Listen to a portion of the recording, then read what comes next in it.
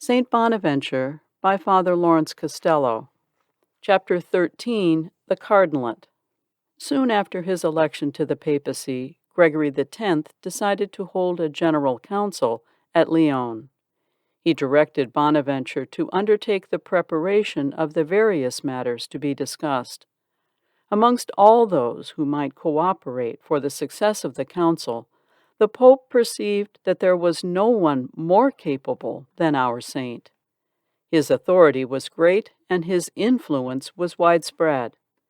In the preceding chapter, we have dwelt upon his familiar friendship with King Louis of France. With Charles I of Anjou, he was likewise on intimate terms. After his elevation to the cardinalate, the prince gave orders for his suitable conveyance to the papal court. Another, somewhat curious instance of Bonaventure's widespread influence is seen in a letter written to him by the secretary of Odoacaris, king of Bohemia. He asks our saint to intercede for him with his royal master, so that he might receive from him some office which he coveted. As general of the Franciscan order, his power was very considerable, but it was greatly increased by his reputation for learning and profound piety. The order had already spread into almost every country of the Old World. In the East and West, it possessed 33 provinces and 4 vicarates. It had penetrated into Egypt, Palestine, and Syria, and was firmly established all over Europe, including the British Isles. The supreme ruler of so vast and powerful an organization is necessarily a noteworthy personage in the life of the Church, and it is not to be wondered at that Gregory X fixed his eyes upon Bonaventure, and with a view to enhancing his authority and extending his sphere of action, determined to raise him to the cardinalate. Accordingly, on the 23rd of June, 1273, he made him Bishop of Albano and Cardinal of the Roman Church. Bonaventure's secretary, Bernard of Bessy, viewing the procedure from the standpoint of the humble friar, and with apparently little approval, refers briefly to the fact in these words, quote, "The aforesaid Lord Gregory X forced him to become a cardinal." Close quote. We can imagine how strenuously Bonaventure refused the honor, but the Pope was inflexible and even peremptory. He commanded Bonaventure to submit to his appointment, and in a spirit of humility to place no obstacle in the way. He furthermore ordered him to repair to the papal court without any unreasonable delay or hesitation. Our saint received the brief at Paris, and he set out at once for Florence, where the Pope happened to be residing. Having reached the vicinity of the town, he took up his abode in a small convent of the order. Thither came the Pope's envoys with the cardinal's insignia. As has already been said, they found the bishop and cardinal-elect washing the plates of the monastery, and tradition has it that he ordered them to hang the hat on a branch of a tree close by until he had finished. After a brief stay at Florence, at the Pope's command our saint set out for Lyon, where the General Council was to be held. The assembly began its sessions in May 1274. The importance of the part which Bonaventure played in this council is admitted by all. His secretary and biographer, Bernard of Bessy, says, quote, "By command of our Lord the Pope, he conducted the principal affairs of the council." Unquote. Pope Sixtus IV affirms that Bonaventure, quote, "presided at the Council of Lyon and directed everything to the praise and glory of God, so that having suppressed discords and overcome difficulties, he was a source of honor and utility to the Church." Unquote. It is, however, hardly credible that Bonaventure really presided over the council, for the Pope himself was present. Most likely he presided over the private sessions and prepared and directed the business to be publicly transacted. The union of the Greek Church with the Latin, the deliverance of the Holy Land from Mohammedan rule, and the restoration of ecclesiastical discipline were the chief matters discussed by the council. In the work of reuniting the Greek and Latin churches, the Friars Minor played a very conspicuous part. Through them, the negotiations with the Emperor Palaeologus and the Greek Church had been carried on. Their efforts seemed for a time to be crowned with complete success. The emperor sent civil and ecclesiastical representatives to the Council of Lyon to express the adherence of himself and the entire Greek Church to all the tenets of the Church of Rome. In presence of the assembled council and amid great solemnity, the envoys made a public profession of faith, and the great Eastern Schism seemed to be healed. Unfortunately, the result was of very brief duration. In the course of a few years, the Greeks had once more returned to their old condition of schism and heresy. Still, even for this temporary success, great credit is due to Bonaventure, for to his personal influence it must in no small degree be attributed. His learning, his eloquence, his affability, and his piety deeply impressed the Greeks. They marked their appreciation of his great ability by bestowing on him the name of Eutychius. He surpassed the high opinion which Pope Gregory had formed of him.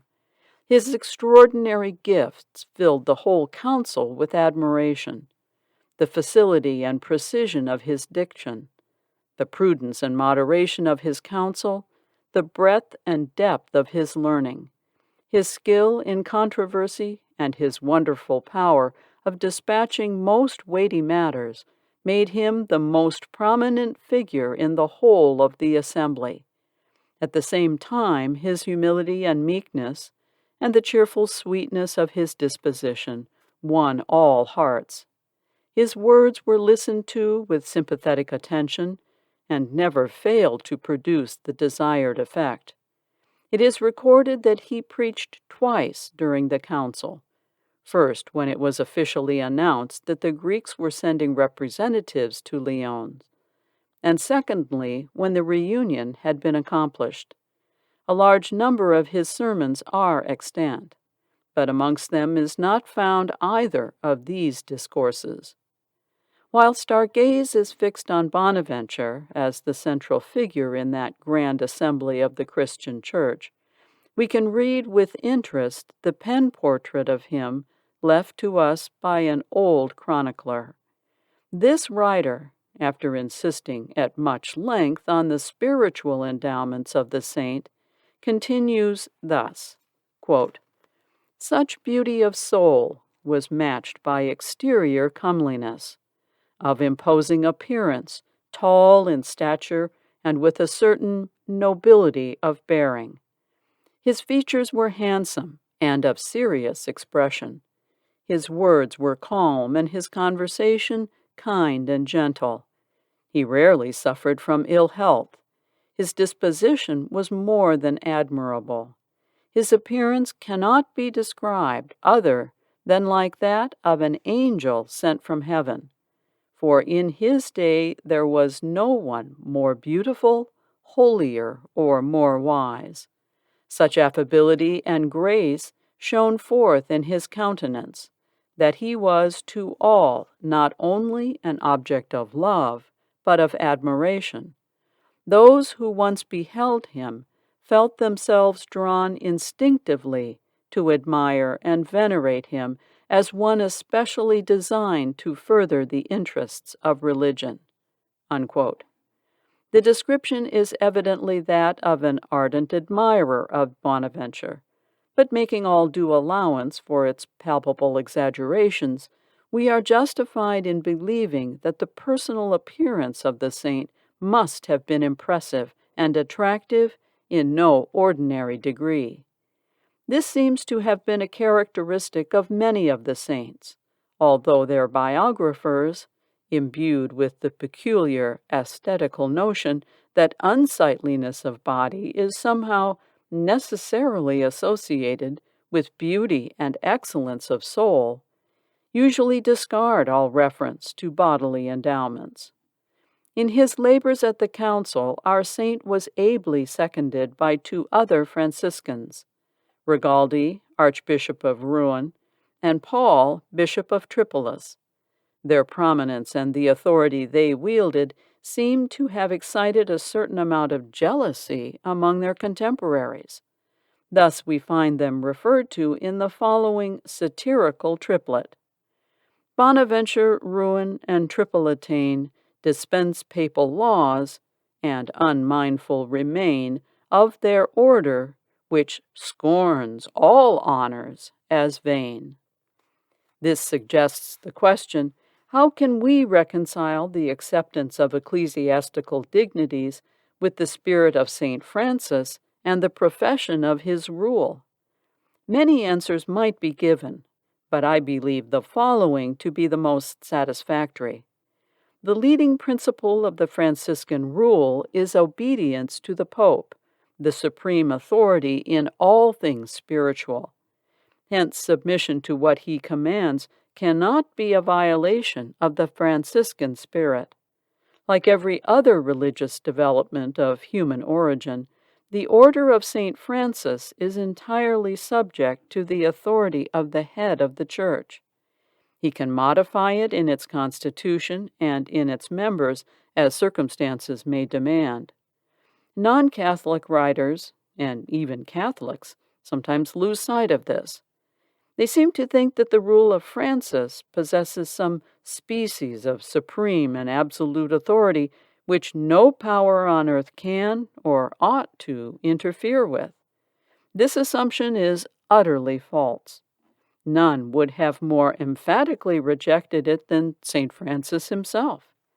Hence, when the Vicar of Christ, for the welfare of the Church, calls upon a child of St. Francis to accept some office to which attaches dignity or honor, he may humbly refuse, but a persistent and obstinate refusal would find no justification in the profession he has made.